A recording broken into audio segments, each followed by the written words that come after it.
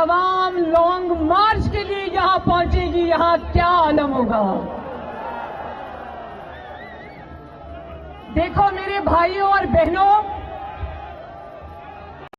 ہم آج ایک ایسی سڑک پر موجود ہیں جس کو کانسٹیٹیوشنل ایونیو کہتے ہیں، یعنی کہ شاہراہ دستور، جس کی دونوں اطراف میں انصاف دینے والے ادارے ہیں۔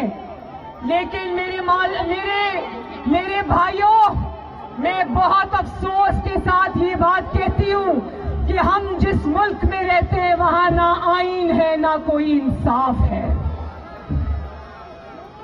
اور آج الیکشن کمیشن آف پاکستان کے باہر ہم اس لیے جمع ہوئے ہیں کہ ہم الیکشن کمیشن آف پاکستان کو اس کی آئینی ذمہ داریاں یاد دلائیں۔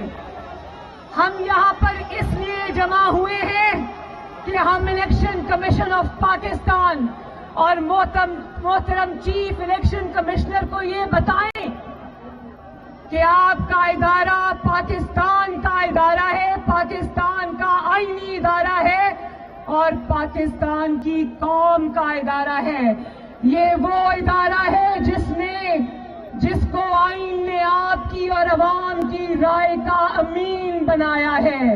یہ وہ ادارہ ہے جس کو پاکستان کی آئین کی سبز کتاب نے آپ کے ووٹ کی عزت کی ذمہ داری عطا کی ہے۔ اور یہ وہ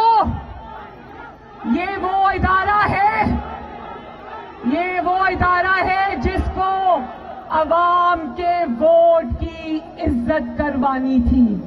بتاؤ، عوام کے ووٹ کی عزت کروائی اس ادارے نے؟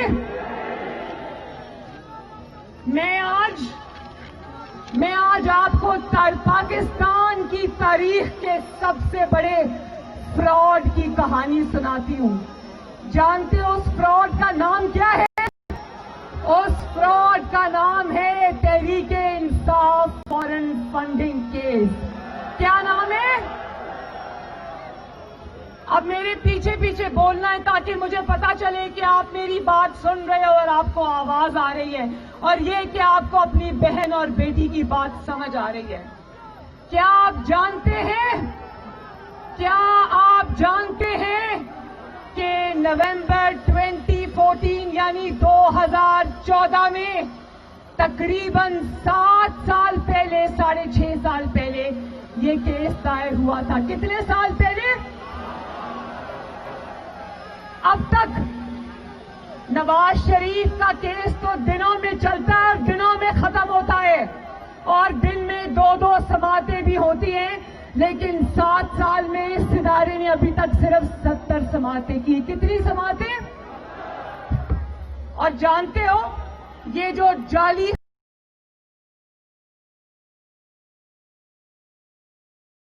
تو آج پی ڈی ایم اور عوام آپ سے پوچھتی ہے کہ اگر چوری نہیں کی تو 30 بار مقدمے کو رکوانے کی کوشش کیوں کی؟ اور جانتے ہو اس تابع دار خان نے 6 مرتبہ ہائی کورٹ میں درخواستیں دی کہ الیکشن کمیشن آف پاکستان اس مقدمے کی سماعت نہیں کر سکتا۔ 6 درخواستیں دی۔ کتنی درخواستیں دی؟ اور جانتے ہو کہ ایک کمیٹی بنائی ای سی پی نے، الیکشن کمیشن آف پاکستان نے ایک کمیٹی بنائی جس کو کہتے ہیں اسکروٹنی کمیٹی، جس کو کہتے ہیں تحقیقاتی کمیٹی، جس کا کام تھا تحقیقات کر کے اس کی تفصیلات عوام کے سامنے رکھنا۔ لیکن جب تحقیقات شروع ہوئی تو ایسی جرائم کی ایسی لمبی داستان سامنے آئی کہ کیونکہ اوپر سے حکم تھا تو تحقیقاتی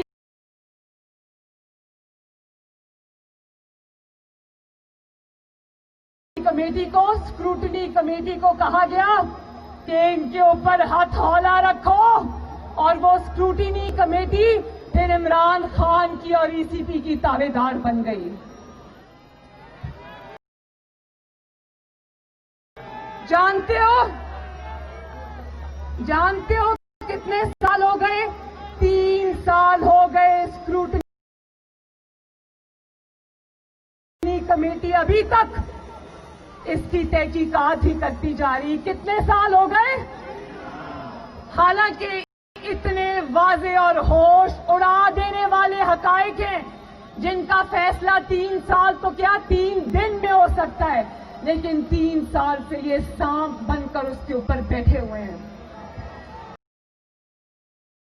और जानते हो कि 80 समातों के दौरान इमरान खान ने कम से कम 24 मरतबा कार्रवाई रुकवाने की कोशिश की। कितनी मरतबा?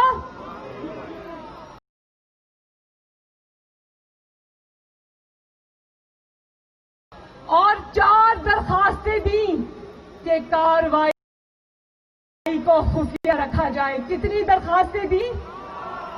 और अगर इतना ही आपका दामन साफ था तो क्यों दरखास्तें दी कि कार्रवाई को खुफिया रखा जाए? इसका मतलब है चोरी तो हुई है, और न सिर्फ चोरी हुई है बल्कि बहुत बड़ी चोरी हुई है।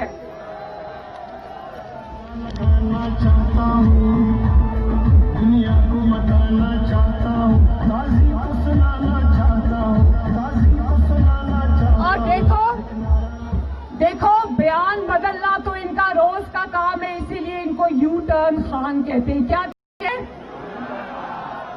इन्होंने यहाँ सिर्फ बयानात नहीं बदले, इन्होंने 8 वकील बदले, 8 वकील बदले, लेकिन 8 कितने वकील बदले? लेकिन 8 वकील वकला को बदलने के बाद भी चोरी नहीं छुपी। बोलो, चोरी नहीं छुपी।